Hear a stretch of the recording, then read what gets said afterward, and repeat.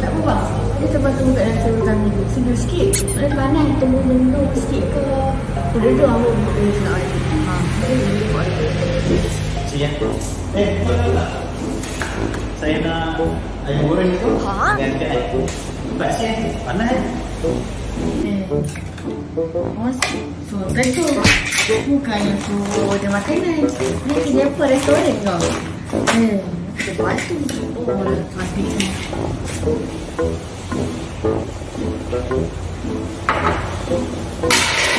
Dah.